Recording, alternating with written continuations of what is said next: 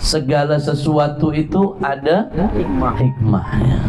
Nah, kenapa saya sampaikan ini? Ada satu kisah ya, bahwa segala sesuatu itu ada hikmahnya.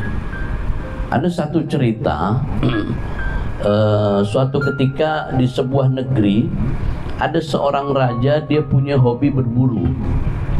Dia hobi berburu. Suatu ketika ketika raja ini dia punya hobi berburu, terus dia ini kemudian matanya buta karena terkena batang pohon membuat matanya buta. Dia pulang ke rumah, setelah itu dia kemudian dirawat dan bagus. Kembali seperti sedia kala, tapi tetap buta, tidak bisa melihat. Tidak bisa melihat. Nah, sampailah lalu kemudian ketika itu dia bilang sama menterinya. Ada satu menteri itu, anggaplah menteri agamanya dia. Bagian memang untuk menasihati beliau masalah-masalah keagamaan. Karena raja ini dia sedih dengan tadi tersebut, dia buta, dia tidak bisa beraktivitas, dia sedih. Akhirnya dinasihatin oleh menteri itu. Menteri ini bilang sama raja, ya raja, tidak ada masalah. Semua kejadian yang ada pada diri kita itu pasti ada hikmahnya. Tidak ada yang tidak ada hikmahnya, semuanya pasti ada hikmahnya. Yang sabar saja raja. Nah, kata si raja. Raja ini bilang, nggak ada karena menteri ini menyampaikan bahwa termasuk butanya Anda, butanya Paduka ini, butanya mata dari yang mulia ini, insya Allah pasti ada hikmahnya.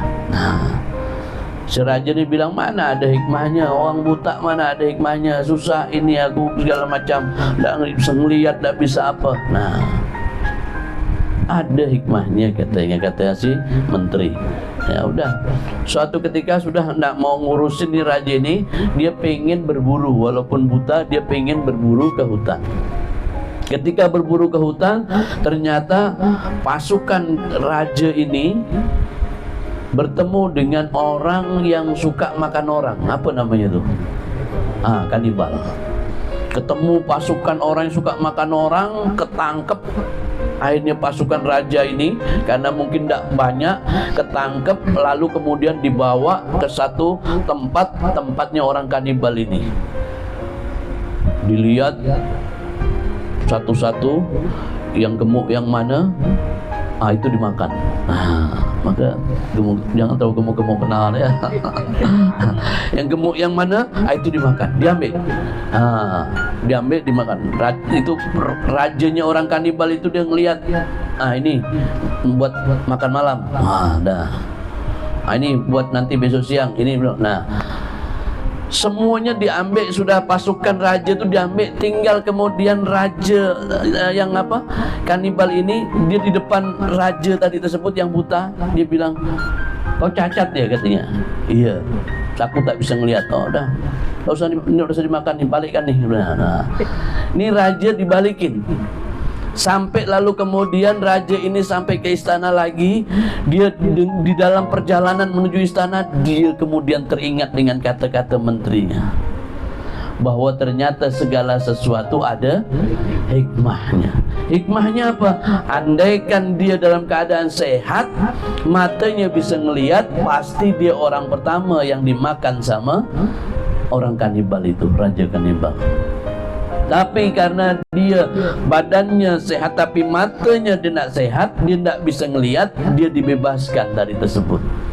Maka lalu kemudian dia memuji Allah subhanahu wa ta'ala. Ya Allah, ya Rabb, Maha Agung Kau ya Allah, Engkau berikan aku selamat ini dengan sebab mataku buta, ternyata aku diselamatkan dari mara bahaya.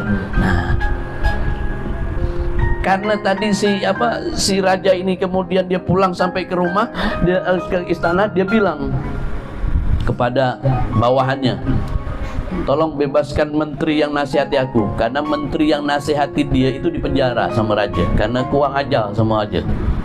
Nganggap bahwa segala sesuatu itu ada hikmahnya katanya. dipenjarakan sama raja itu. Nah, bebaskan dia, keluarkan dia, hadapkan kepada aku. Nah, dihadapkan, ini menteri itu, raja ini bilang, apa yang kau omongkan ternyata benar, segala sesuatu itu ada hikmahnya. Dan aku merasakan bahwa ketika aku diambil, diculik oleh orang, mereka yang makan manusia, manusia makan manusia, orang kanibal, ternyata aku terbebas dengan sebab mataku buta, aku tidak dimakan sama mereka. Ada berkahnya. Betul raja, memang semua ada berkahnya, kan sudah aku bilang, kata dia menteri. Nah, tadi menteri bilang gitu. Ya, sekarang aku mau nanya sama kau, kata raja. Aku kan menjarakan kau, kata dia. Apa hikmahnya kalau kau itu di penjara itu? Pastikan orang di penjara ada hikmahnya, karena segala sesuatu kau bilang ada hikmahnya, kata raja. Apa jawab menteri ini? Ya raja, memang aku di penjara ini ada hikmahnya. Kenapa? Kalau aku sampai tidak di penjara, maka aku pasti ikut sama raja, aku pun mati di masa diambil sama ketua. Coba, ini adalah bagian daripada suatu kejadian bahwa segala sesuatu itu ada hikmahnya.